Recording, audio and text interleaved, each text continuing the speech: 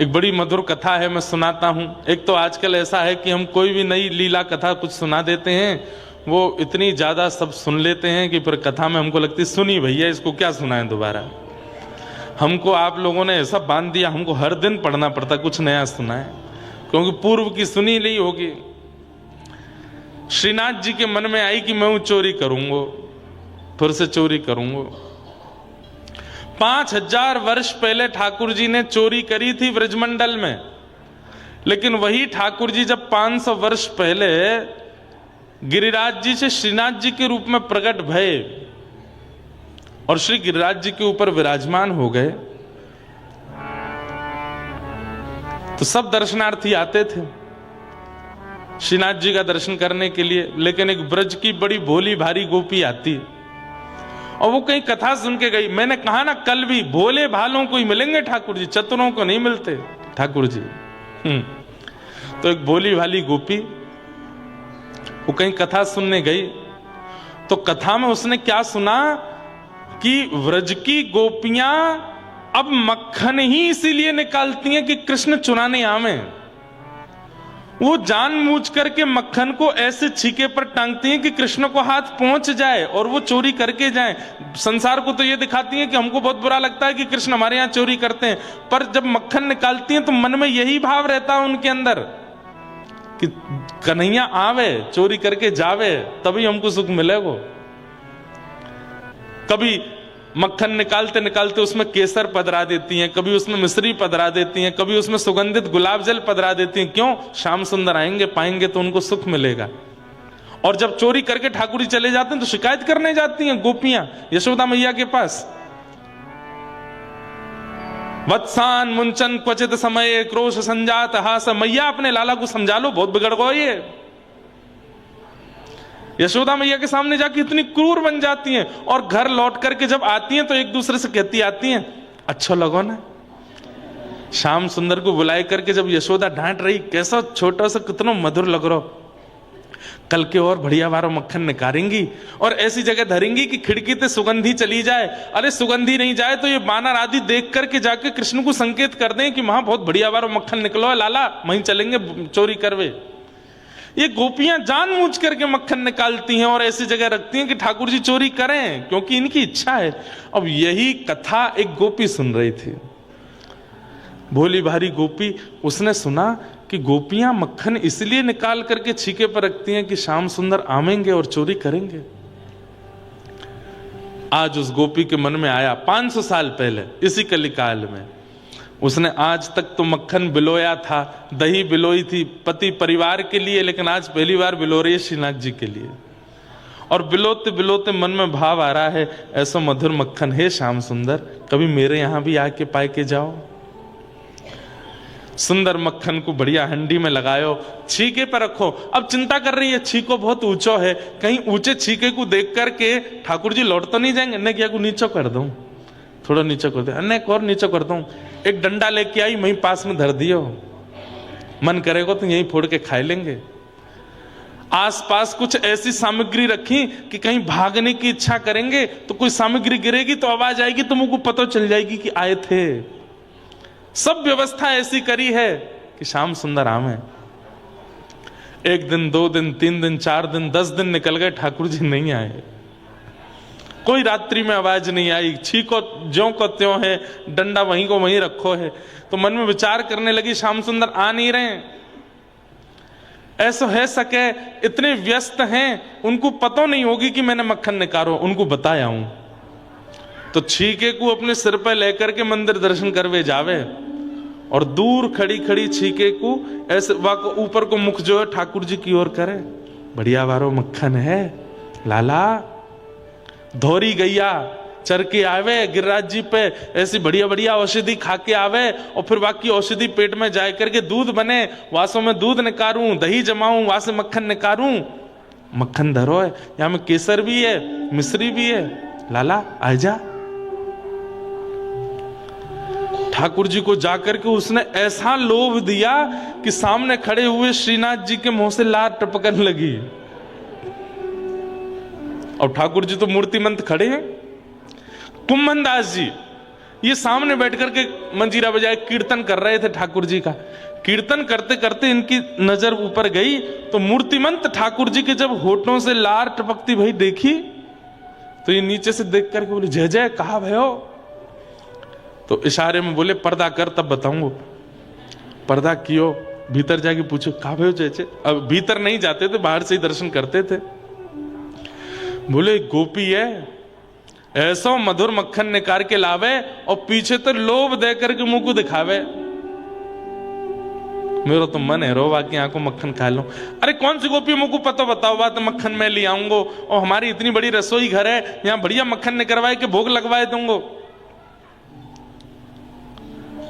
ठाकुर जी बोले वाह में स्वाद नहीं आवे। अरे कुम्मना तेने कभी चोरी को खायो है? कुम्मन दास जी बोले कभी अवसर नहीं मिला चोरी का खाने का, आपकी कृपा प्रसादी मिल जाती वही पा लेते। बोले तो तू कैसे जानेगो कि चोरी को कैसे स्वाद हुए?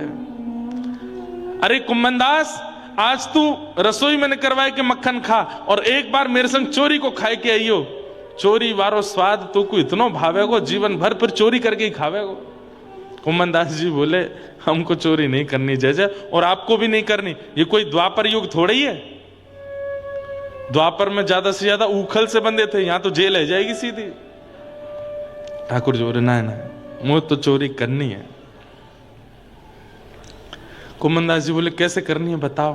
बोले तू एक काम कर। बोले कहा रात्रि में जब मंदिर बंद है जाए बस खिड़की पे आए के ठाड़ो है जाइयो, मैं आ जाऊंगा। बूढ़े बड़े बेचारे कुम्मन दास जी, रात्रि में मंदिर बंद हुआ। अब ठाकुर जी और कुम्मन दास जी के बीच की बात है, मंदिर में और किसी को नहीं पता। रात्रि में कुम्मन दास जी खिड़की के पास आके ठाड़े है गए। इतने में ही खिड़की, छोटी सी खिड़की, वहां में से ठाकुर जी की पाग दिखाई दी। आहा मुख निकर के आयो, हाथ से ठाकुर जी तो अचल, ठाकुर जी तो सचल हो गए। कुम्मन दास जी तो देख करके आनंदित हो गए। जय जय, इतनी उत्सुकता, इतने व्याकुल हो रहे हो मक्खन पाने के लिए। अरे तो ना पता मैंने सुगंधी ते मुंह को अनुभव है गयो, बहुत जोर को मक्खन है वहां गोपी के घर को पाके आऊंगा आज, और बहुत दिन है पायो ना है तो चल मेरे संग। और यहाँ कंधा पे दोनों पैर लटका करके सिर पे हाथ धर के ठाकुर जी बैठ गए। कुम्मन दास जी ऐसे पैर पकड़ के ठाकुर जी को लेके जा रहे हैं। जय जय जानो कहाँ है? बोले आगे ते दाहिने मुड़ जा, सीधो चल, आगे एक पोखरा आवेगो, वह पोखर ते बाएं मुड़ जाइयो, फिर मां सीधो चलियो, फिर एक पीपल को वृक्ष आएगो, बातें फिर दाएं। बोले तुम्हें कैसे पता सबरो रास्ता? बोले अरे वो गोपी रोज आए के बताए कि जाए, वो चाह रही है वह कावा के घर को मैं चोरी कर जाऊं, वही ने मुझको रास्ता बतायो, चल दे। कुम्मन दास जी के बीच बीच में आंसू आ जाते हैं। कितनी बड़ भागनी है वो गोपी जिसके घर ठाकुर जी स्वयं चोरी करने जा रहे हैं। प्राचीन घरों में छत होती थी पर आंगन के लिए खुली होती थी, आंगन में खुला रहता था। ठाकुर जी और कुम्मन दास जी ऊपर से भीतर आंगन में आए गए। आंगन में आए करके धीमे धीमे ठाकुर जी देख रहे हो, कहाँ है छीको? कुम्मन दास देखियो। कुम्मन दास जी बोले जय जय बोरो। बोले हाँ वही है, चल आ जा, तू खड़ो है जा, तेरे कंधा पे मैं खड़ो है जाऊंगा, छीको हाथ में आ जाएगा, प्रेम से पाएंगे।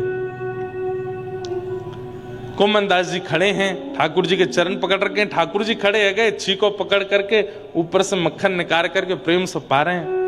कुम्मन दास जी बोले बहुत बढ़िया जय जय, अरे मैं आया हूं सहायक संग में मुकू पवाए दो नेक नेक।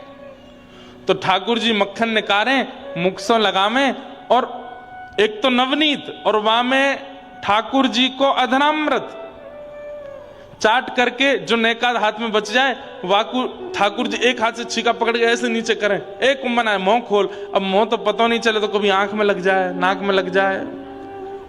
हाँ जेरो मुंह खोल ले आकू। अब कुम्मन दास जी मुंह खोलें तो ठाकुर जी अपने भुजा से उनको मक्खन पवा रहे हैं। कुम्मन दास जी तो खो गए, मंत्रमुग्ध हो गए। सुध बुध नहीं रही कुम्मन दास जी को, लड़खड़ाने लगे चरण। ठाकुर जी बोले ए का कर रो, एने धीमो खड़ा रहे। अरे जय जय, ऐसो अधरामृत दियो है आपने, अब पाम टिक नहीं रहे मेरे। अरे नेक देर और डटो रहे, नेक और खा लो फिर चल रहे। तो कुम्मन दास जी के मन में आई, मैंने इतने रूप देखे इनके, एक बार देखूं तो सही है चोरी करते हुए लगे कैसे हैं। तो जैसे ही अब कुम्मन दास जी तभी देखेंगे जब छोड़ के आगे चले जाएंगे। तो कुम्मन दास जी ऐसे पकड़े पकड़े नीचे से देखने का प्रयास कर रहे हैं, लग कैसे रहे हैं। तभी देखी नाक पे मक्खन लगो, गाल पे लगो है, यूं लगो है, और इतनी उत्सुकता से तत्परता से ठाकुर जी मक्खन निकाल रहे हैं, पा रहे हैं, खूब सुंदर सुंदर नेत्र बंद करके मधुर मधुर पा रहे हैं। ये छवि देख ही रहे थे। इतने बेसुध होकर के ठाकुर जी मक्खन पा रहे हैं कि धीरे धीरे ठाकुर जी की धोती खिसकन लगी नीचे। जैसे ही ठाकुर जी की धोती खिसकन लगी, तो कुम्मन दास जी बोले जय जय। बोले हाँ। ने कहा देर में हरि नंगम नंगा है जाएंगे ना, संभालो जय जय, संभालो संभालो संभालो। अब धोती नीचे खिसकी, कमर ते नेक नीचे आई। इतने में ही ठाकुर जी ने चतुर्भुज रूप धारण कियो, दो भुजा से धोती पकड़ी और दो भुजा से मक्खन पा रहे हैं। ऐसे चतुर्भुज ठाकुर जी के दर्शन आज तक कोई ने नहीं किए। कैसे हैं? दो भुजा से धोती पकड़ रखी है और दो भुजा से छीको पकड़ के मक्खन खाना नहीं रोकूंगा, चाहे धोती उतर जाए।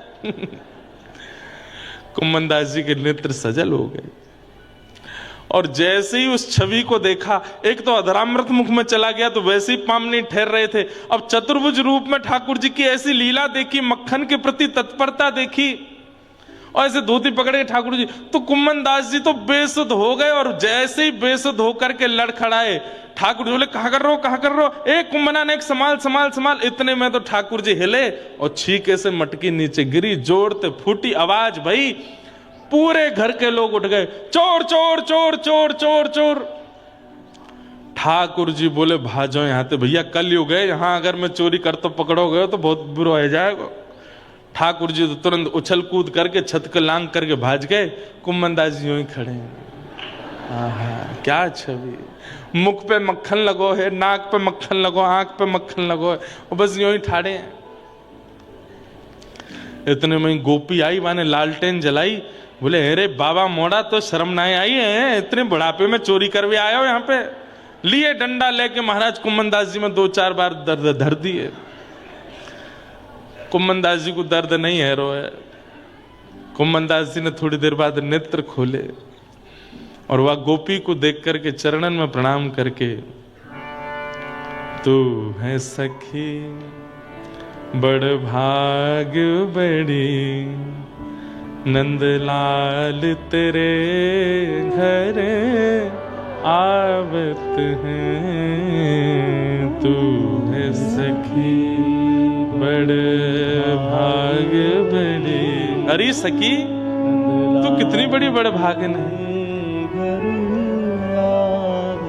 साक्षात ठाकुर जी, पूरा विश्व 56 भोग लेके उनके पास जाता है, पर वो तेरी मक्खन की हंडी को खाए के काजे तेरे यहाँ आए। और तेरे यहाँ आए हैं ये बात एक नहीं है, कितनी तत्परता, कितनी उत्सुकता, योजना बना रहे हैं, ऐसे खाऊंगो, ऐसे चुराऊंगो, ऐसे लेके। अरे चतुर्भुज रूप प्रकट करके, जो चतुर्भुज रूप का दर्शन ठाकुर जी ने महाभारत के युद्ध मैदान में अर्जुन के अलावा युधिष्ठिर को भी नहीं कराया, वो चतुर्भुज रूप तेरे घर पे आए के प्रकट कर लियो, तेरे मक्खन को खावे के काजे।